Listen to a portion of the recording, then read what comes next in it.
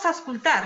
¿Auscultar qué? Auscultar ambos campos pulmonares, vamos a auscultar el murmullo vesicular si pasa en ambos campos pulmonares, si pasa o no, si hay ruidos agregados, si hay ruidos como sibilancias, como estridores, como roncantes, que es la primera evaluación que siempre hacemos cuando ingresa el paciente al servicio de cardiología. Otra de las cosas más importantes también es observar. ¿Observar qué? Observar si hay esfuerzo respiratorio, si hay aleteo nasal, si hay un desbalance, como les dije, tóraco-abdominal en el paciente, si hay tirajes intercostales, ¿no?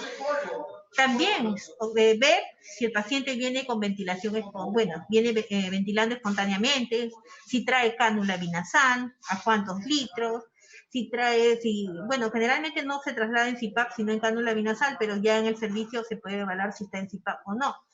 Y si está en ventilación mecánica y en el modo que está el paciente, ¿no? Para ver también, en el modo nos va a ayudar bastante para ver los parámetros, para ver si administramos sedación, ¿no? Todo eso para el paciente.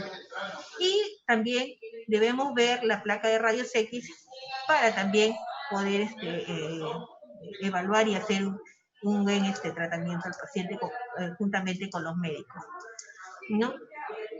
Yo hablo mucho de la placa de tórax porque es principal que nosotros sepamos observar un poco la placa de tórax para poder también nosotros intervenir un poco en lo que vamos a hacer en nuestra acción, en nuestro cuidado de enfermería. En una placa de tórax vamos a ver una congestión pulmonar y una cardiomegalia. Que esto nos va, cuando hay una cardiomegalia, una congestión, los pulmones están blancos y el corazón está grande. Entonces es fácil de observarlo. Entonces, ¿esto qué puede decir? ¿Qué puede decir? Que puede estar representando el paciente una ICC, ¿no? Dependiendo de los grados, hay del 1 hasta el 4. Generalmente el 3 y el 4 son hospitalizados. El 1 y el 2, que son leves, pueden ser manejo en casa. Ya, dentro de la ICC, ¿qué vamos a ver? También vamos a ver si hay dificultad respiratoria, como lo mencionaba anteriormente, ¿no? Entonces también vamos a observar si hay dificultad para lactar. Si el lactante o neonato no puede tomar o toma entrecortado, entonces va a haber problemas. Entonces ahí tenemos, si es una frecuencia respiratoria mayor a 65, a 70, ya debemos optar por ponerle una sonda orogástrica, ¿no? Para no estar esforzando más y no hacer que este paciente de repente pueda causarse una aspiración, ¿no? Y de esa aspiración, ¿no? Pueda causarse una neumonía también, ¿no? Por microaspiraciones que tiene. La desnutrición también va a ocasionar problemas en estos pacientes y puede estar con inmunodeficiencia, que también pueden llegar a una neumonía, ¿no? Ya con esta neumonía los pacientes ya van a recibir los antibióticos y los cultivos y tomar los cultivos respectivos para el inicio, ¿no? De los antibióticos. Si está en ICC, pues bueno, los pacientes van a iniciar con diuréticos, ¿no? ¿Diuréticos para qué? Para disminuir esta congestión pulmonar, ¿no? Nosotros como enfermeros, ¿qué tenemos que hacer? Mantener un flujo urinario adecuado, entre 3 a 5 cc por hora por miligramos. Nosotros acá en el servicio de cardiología, en la UCI, tenemos una hoja especial donde estamos contabilizando hora a hora la diuresis del paciente, conjuntamente con el flujo urinario, ¿no? Que lo sacamos para poder ver y evaluar esto. Y como los médicos están 24 horas, conjuntamente con ellos estamos todo el momento evaluando al paciente.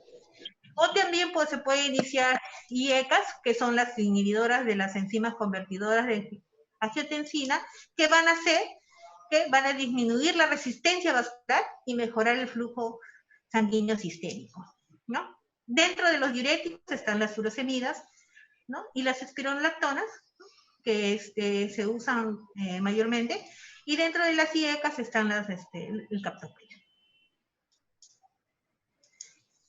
También debemos evaluar la saturación. ¿Cuánto satura el paciente? En acianóticos mayores del 94% y en cianóticos menores del 94% nos van a dar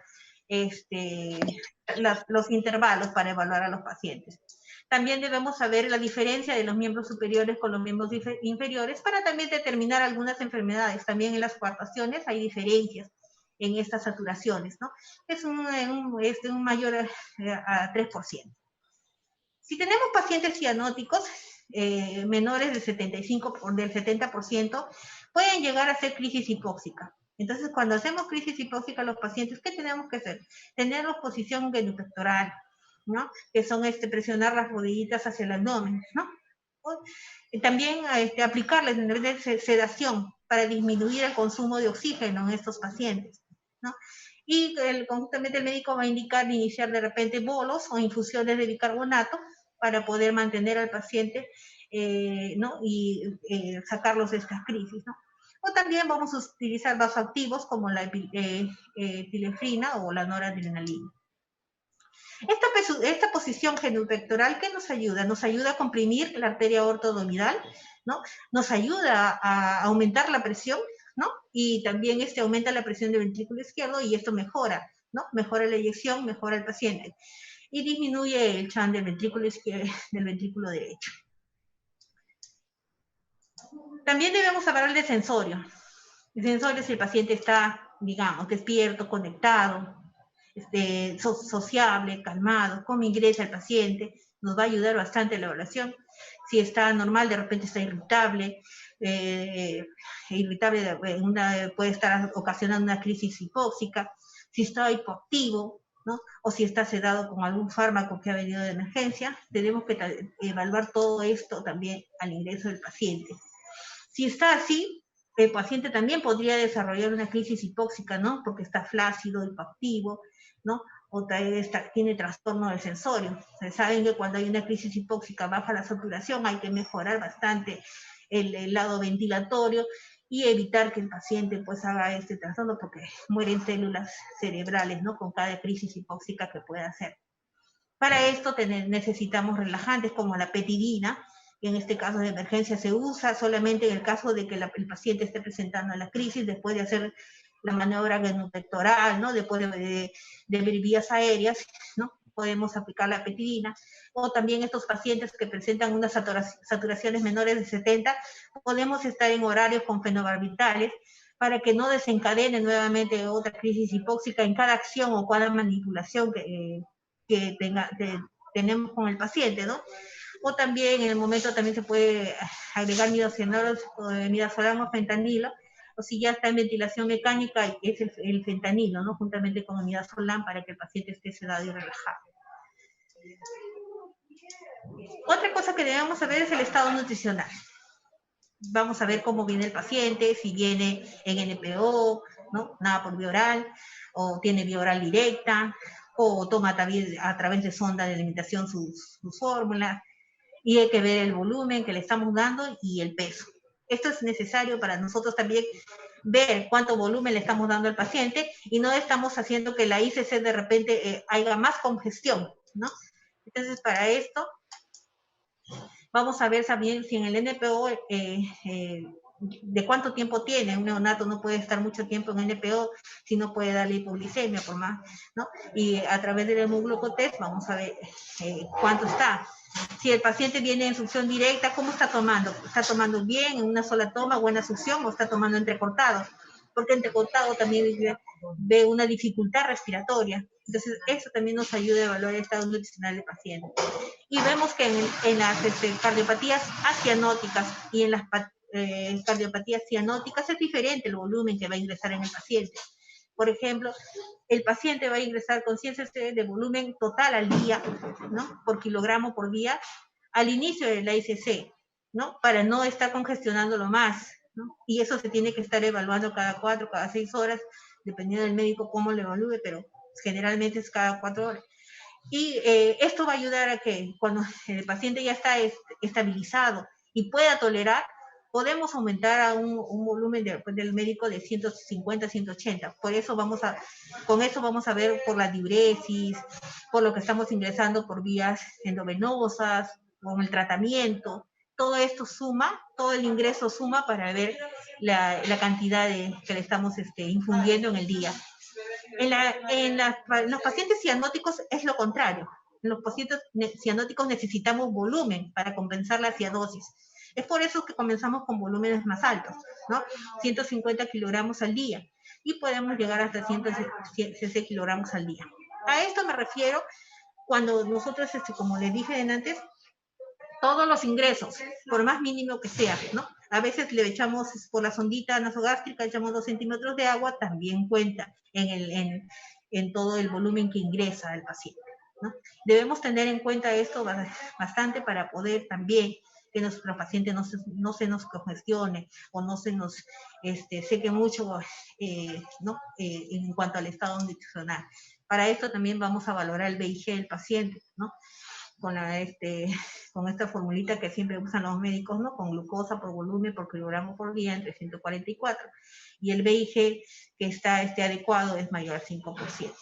Que si ustedes lo sacan, por ejemplo, le indica una glucosa al 5%, por el volumen que es 100 entre kilogramos por día, te va a dar entre 40 y 144, tiene que darte un VIG de 5, para que 5 o 6, para que podemos ver que estamos dando buena cantidad de volumen al paciente, ¿no? Es muy necesario saber esto en nuestros pacientes de cardiología. El nivel renal, como ya les hablé, el flujo urinario, la diuresis van a ser un campo importante dentro de la evaluación de nuestros pacientitos, ¿no?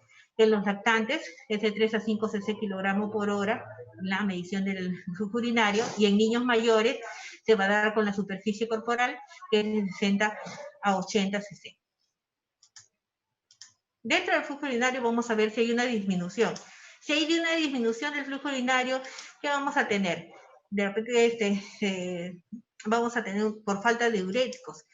Y esta falta de diuréticos puede ocasionar una congestión pulmonar nuevamente en el paciente. Entonces acá vamos a ver que también va a llegar un bajo gasto cardíaco, lo que va a disminuir la contractibilidad, ¿no? Y que esto también puede agravar estos casos o aparecer estos casos de miocarditis, ¿no? O cardiopatía dilatada, ¿no? Y la menor frecuencia cardíaca puede que haya más obstrucción en el flujo sistémico, ¿no? Que se da más en las coartaciones de aorta. En el aumento del flujo urinario, ¿qué vamos a ver? Que, bueno, el exceso de volumen, ¿qué va a hacer? Va a haber pérdidas de electrolitos, más que todo el sodio y el potasio, y que puede llegar a este paciente a un riesgo de arritmias y puede llegar también a una taquicardia ventricular. Entonces, tenemos que evaluar bien lo que es el flujo urinario en pacientes.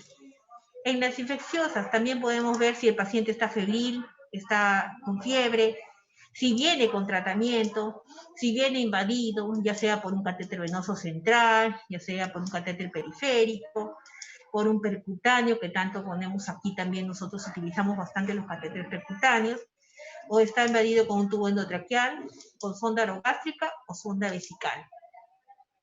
Tenemos que saber en los antibióticos cuántos días inició, cuántos días va a recibir, en qué horario recibe, cuántas son las dosis, ¿no? Para esto nosotros, un niño cardíaco no es igual que un niño eutrófico, ¿no? Un niño eutrófico puede recibir el volumen que desea, pero un niño cardíaco tenemos que minimizar los volúmenes, ¿no? De repente si vamos a pasar un antibiótico, el volumen de repente de una vancomicina en medicina es de 100 mililitros, ¿no? Por la infusión de medicina, de banco. Pero acá en el servicio de cardiología es mínimo, ¿no?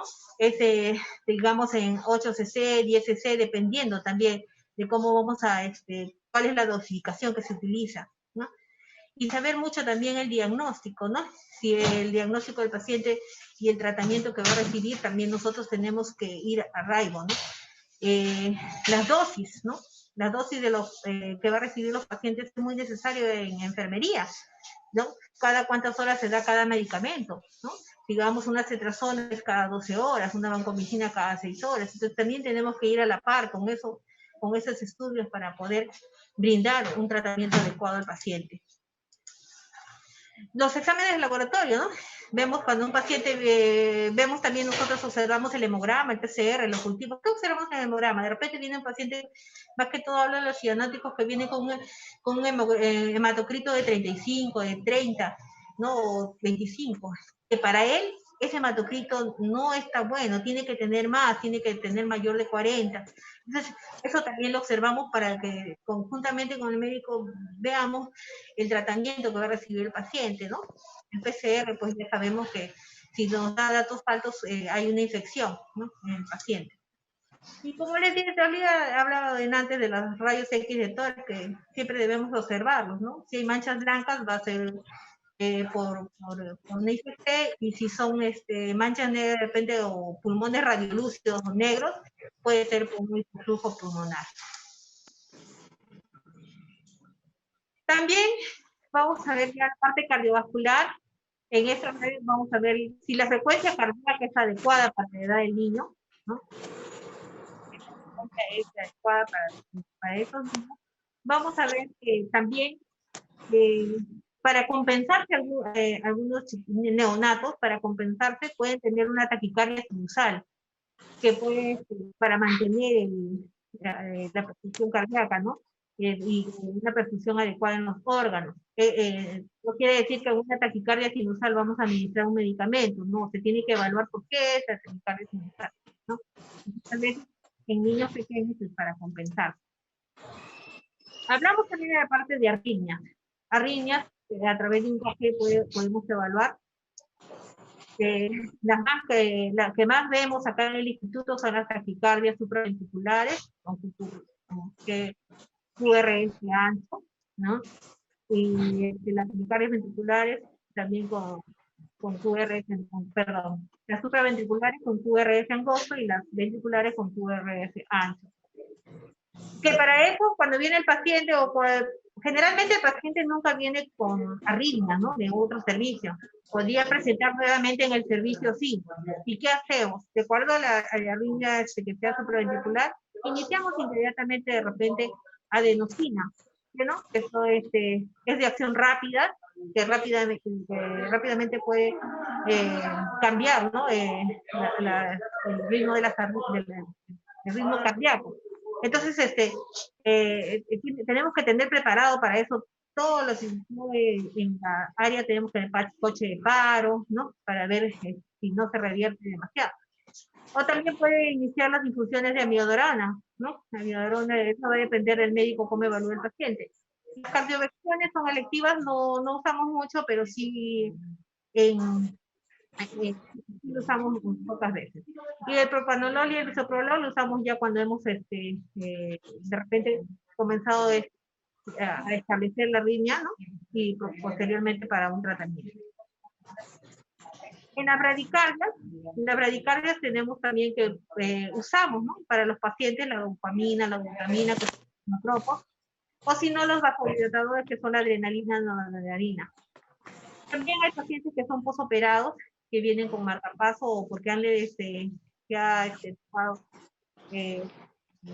vienen con marcapasos externos, ¿no? Y eso se da un ritmo de 7 a 15 días para ver si ya no necesitan el marcapaso definitorio, ¿no? En estos pacientes también vamos a usar, pueden venir con bradicardia, ¿no? Una acotación es muy, hay pacientes que, bueno, han presentado bradicardias en el servicio, han tenido marcapasos. Y ha habido algunas, por saturación, también ha llegado a convulsiones. Hay que ver también qué medicina utilizar, ¿no? Generalmente no se usa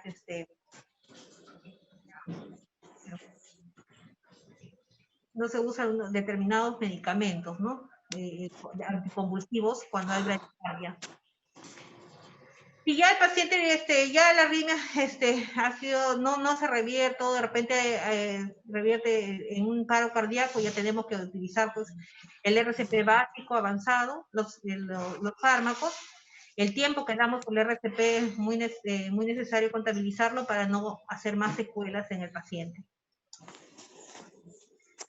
El gasto cardíaco, que también lo vemos dentro de medicina, dentro del cardio, vamos a ver pues, que el paciente viene tranquilo, si hay tolerancia digestiva, si hay un flujo urinario adecuado, si tiene cómo está la piel, cómo está el pulso, cómo está el llenado capilar. Entonces, si hay un bajo gasto cardíaco en el paciente, ¿qué vamos a iniciar? Inotropos, ¿no? La dopamina, la glutamina, ¿no? Que es 2.5 a 10 microgramos kilogramo minuto, ¿no? Y la dopamina 2 a 5 microgramos kilogramo minuto. O si hay hipotensión y hay shock, vamos a iniciar los vasoactivos, como la noradrenalina, que es 0.5 a 0.1 microgramos kilogramos, o la adrenalina. Acá tenemos un cuadrito que usamos acá en el servicio de cardiología para los preparados, ¿no? Nosotros generalmente, el médico nos dice microgramos de dopamina, ¿no? Si nos dice de repente 18 microgramos, lo preparas en dextrosa al 5% en 100 cc, esto nos va a dar que en cada cc va a haber un microgramo, kilogramo, minuto.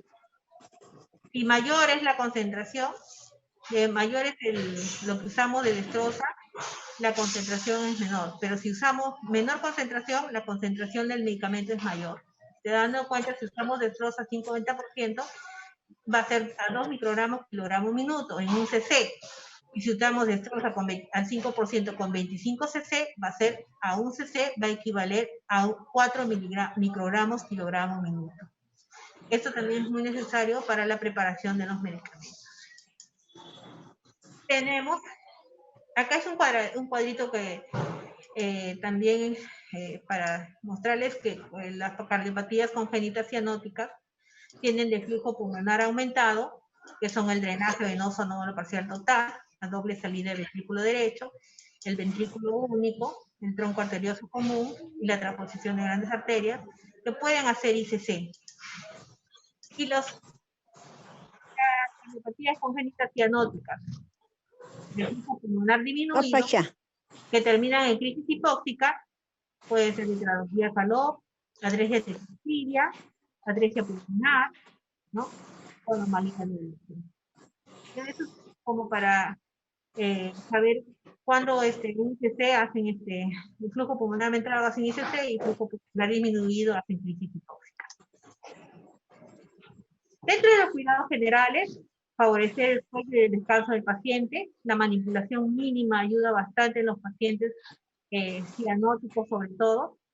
Tener una posición compensatoria adecuada si el paciente está muy irritable, muy lloroso, para ayudar a compensar el flujo.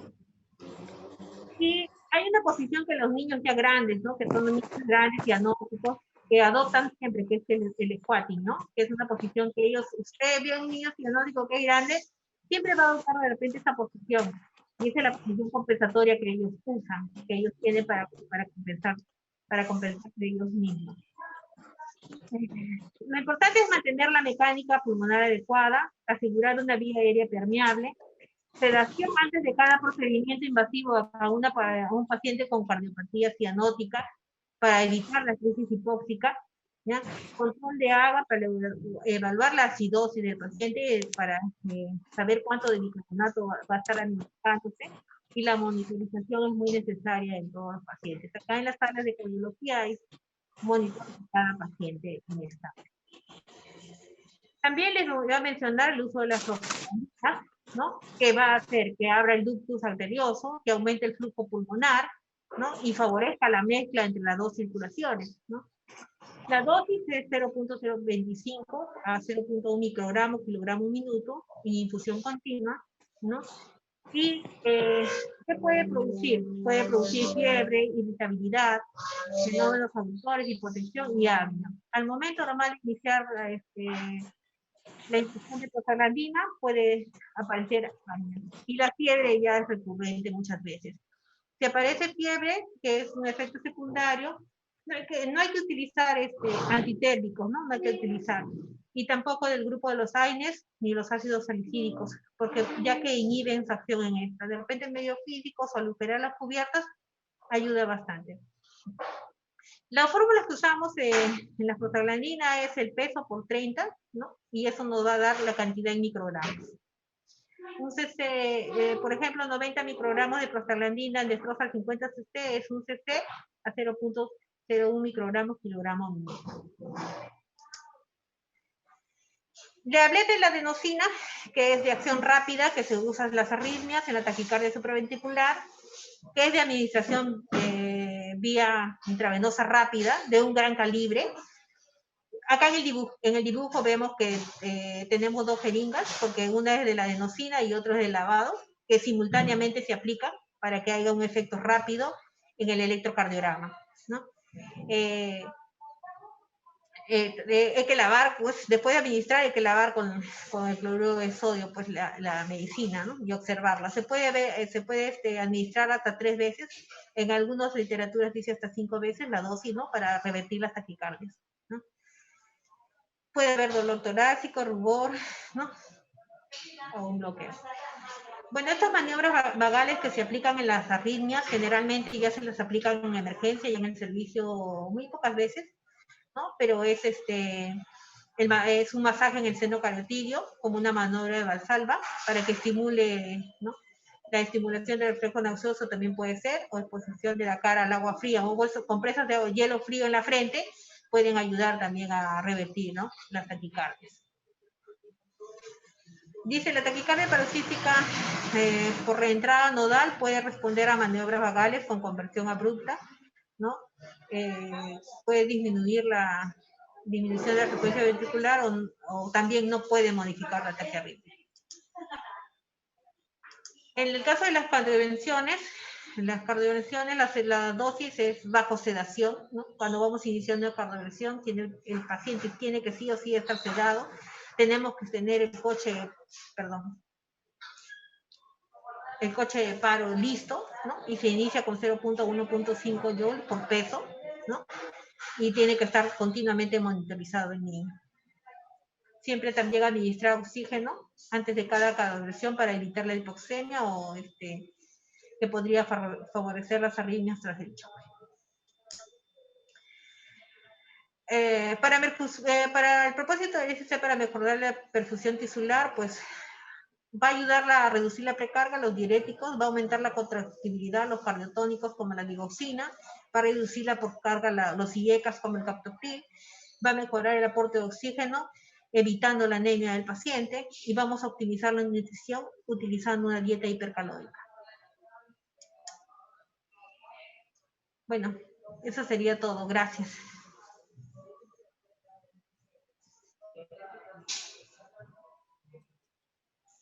Bien, licenciada. Mire, aquí una participante está pidiendo lo siguiente. Licenciada, buenas tardes. Por favor, ¿podría compartir los valores de la frecuencia cardíaca?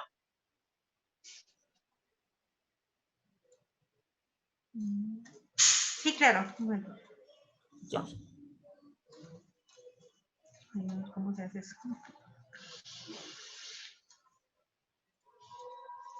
Un ratito, por favor. Sí, está esperando. No se preocupe que tienen que esperar. ¿Cómo pasa la frecuencia cardíaca de frente? Ay. Gracias, ya vale. Bueno, estos son los parámetros normales de los signos vitales pediátricos, ¿no? Las frecuencias. Los neonatos pueden llegar de 100 a 160, pero generalmente en algunas literaturas dicen 180, ¿no? Generalmente cuando ya están a los 2 años, 80 a 150, si son preescolares de 70 a 110, y de adolescentes de 60 a 90. Hay una diferencia también entre lactantes que están despiertos y entre neonatos que están dormidos también, ¿no? Puede bajar bastante varía bastante la frecuencia.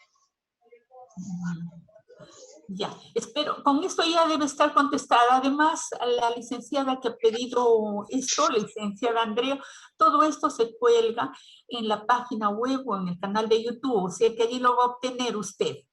Ya. Nos ha llegado otra pregunta por el interno, dice, ¿a todos los pacientes que ingresan a la UCI cardiológica se inicia obligatoriamente balance hídrico? Sí, a todos.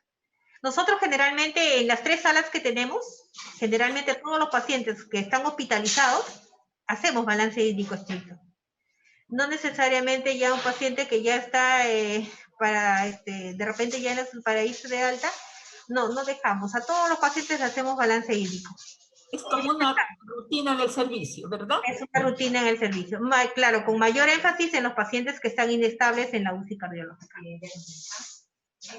Bien, licenciada, no hay más preguntas por el momento. Entonces yo paso a agradecerle. Gracias, licenciada, por haber participado y por haber transmitido sus conocimientos, su experiencia ganada durante estos 10, 12 años en el servicio. Gracias, por favor, sus palabras finales para las participantes. Bueno, Muchas gracias, por esta coyuntura no debemos, no podemos hacerlo de diferente manera, pero espero que se haya comprendido. La verdad que cardiología es un mundo muy amplio, muy entero y les invito, ¿no? A que posteriormente de repente en las especialidades, ¿no? Puedan venir acá al servicio. Estamos gustosas de recibirlas, ¿no? Y con mucho cariño, ¿no? Acá en el hospital.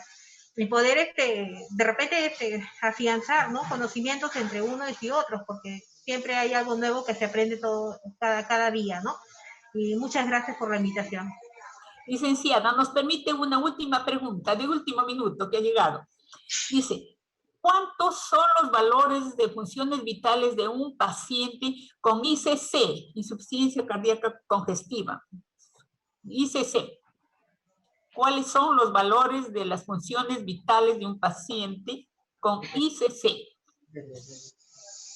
Eso va a ser dependiendo de la edad y sexo del paciente.